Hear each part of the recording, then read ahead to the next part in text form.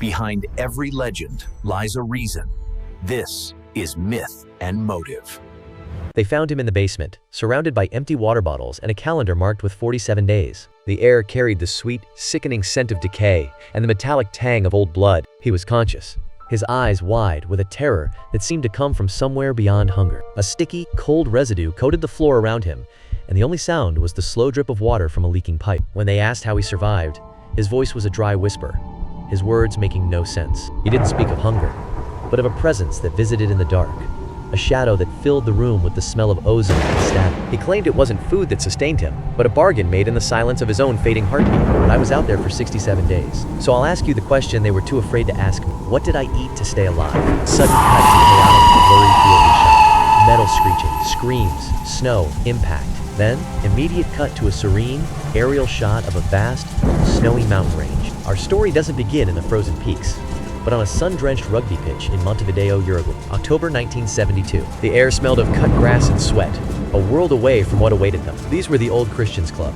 Friends, teammates, brothers, unaware that their final game had already been played. Their laughter on that field would soon be swallowed by the absolute silence of the Andes. John Mitchell, Mitch, to friends, was a 22-year-old medical student from Ohio, studying abroad with a passion for rugby and a kind heart. He served as a fierce flanker for the old Christians Club rugby team, his athleticism matched only by his gentle spirit. But he wasn't traveling alone that fateful journey. 44 others, teammates, friends, and family, shared his path into the unknown. Among them was Sarah, the team captain's sister, and Mike, John's roommate.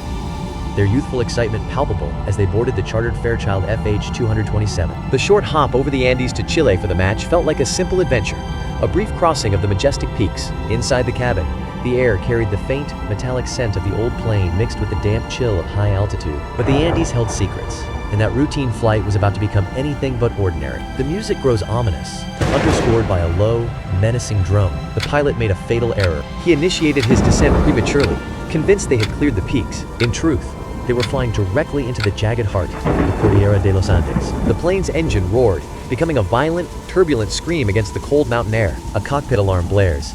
Then jarring cuts show the co-pilot's panicked face and a wing clipping a mountain peak. On October 13th, in a blinding whiteout, the plane slammed into a glacial ridge at 11,000 feet.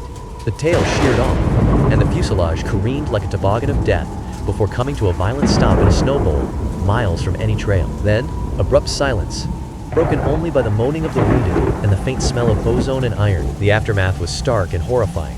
Visible from a respectful distance, of the 45 souls aboard, 12 perished immediately or within hours. 33 survivors remained, stranded in a frozen hell, their breath visible in the wrecked fuselage as they huddled together. John, with only basic medical knowledge, became their frantic field doctor, using ripped seat covers as bandages to try and stem the bleeding in the sub-zero cold. Their sole hope now rested on the plane's silent radio. For 10 agonizing days they huddled in darkness, hearing only the broadcasts. The search had been called off. The world believed they were dead, leaving them to face the suffocating weight of abandonment. That's when the true test began. Their meager rations of chocolate bars and crackers were gone. The air grew heavy with the scent of stale sweat and despair, every whisper of movement a reminder of their dwindling hope. The mountain offered nothing. No vegetation, no wildlife, just endless, soul-crushing white. John. The hunger, it begins as a sharp, gnawing ache, a metallic scent, like old iron lingers in the thin, frigid air. Then it deepens, a hollow void that whispers from within. Then it solidifies into an unending noise, a ceaseless, shrieking static that carves itself into your mind. You witness your companions deteriorate, their forms becoming gaunt and hollow. You see the vital spark fade from their gazes, leaving behind a chilling vacancy. Then, an avalanche sealed the fuselage, crushing 8 more souls. Trapped in a frozen crypt, the survivors forged a pact, a monstrous, unthinkable pact, born not of malice, but of desperate, primal love. They would consume the only protein left to them, the bodies of their fallen friends. This is where John's story diverges into the truly bizarre. While the others partook of the grim sustenance, John found he physically couldn't. His body, his very soul, rebelled against the act. His medical training surfaced. Without protein, his body would devour its own tissue, heart included. He was starving to death, surrounded by abundance. A memory surfaced, a lecture on autophagy. The air grew heavy with the scent of damp earth and ozone, as if the very atmosphere mourned his decay. The body's self-digestion, a desperate cellular survival mechanism, is the last resort of a dying organism. But then, a thought crystallized in my mind, terrible, yet brilliant. What if I could command it? Control this final, destructive process? The air grew heavy with the scent of ozone and decay, a tangible weight pressing down as the implications settled. John began a deliberate, monstrous regimen, forcing himself into states of extreme, focused starvation for days. Then he'd consume tiny, almost ritualistic amounts of available protein, not to nourish himself, but as a signal. This was a biochemical trigger designed to halt the autophagy from consuming his vital organs. He was attempting to deceive his own metabolism, playing a dangerous game with his body's survival instincts. He transformed his body into a closed-loop system, consuming his own decaying flesh not for sustenance, but as a macabre regulatory mechanism. The psychological toll was beyond comprehension, as he conducted this grotesque experiment on his own mind and flesh. This wasn't merely survival after a crash.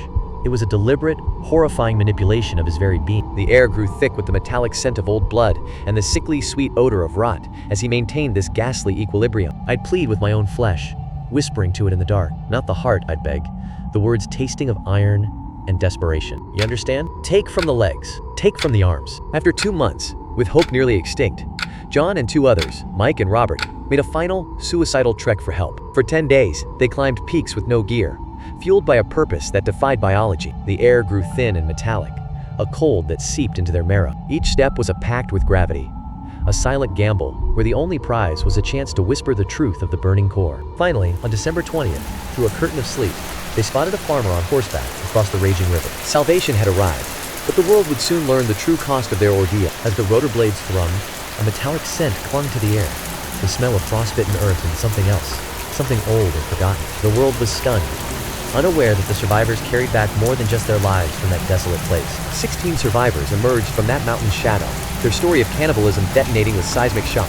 Public condemnation was swift and absolute, a collective gasp of revulsion that echoed through every newspaper and broadcast. But John's secret lay buried far deeper than any grave, a truth that festered in a darkness untouched by the public outcry. In the present day, his voice carries the weight of that buried past, a confession waiting to be unearthed. An older John, his eyes calm yet etched with deep lines, gazes directly into the camera. They called us cannibals, and they weren't wrong, but for me, that wasn't the miracle. The miracle was the negotiation. The pact I forged was written in flesh, my friends.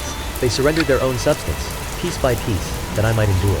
Then, my own body turned inward, consuming itself to sustain me. In the end, the distinction vanished. There was no difference left. The screen returned to that serene, aerial view of the mountains. John Mitchell came back, became a surgeon, and saved countless lives. Yet he never spoke publicly of his so-called regimen. This leaves us with a single, grotesque question hanging in the air, thick as ozone. The others survived by consuming the dead. But did John Mitchell survive by perfecting the art of consuming himself? In that white hell, did he transform into something wholly alien? A man who, to avoid consuming his companions, learned instead to meticulously, politely, digest his own humanity. The final shot lingers on the unforgiving peaks. The wind's hollow moan is the only sound as the screen fades to an absolute, consuming black. If the legend hooked you, subscribe and open the next case.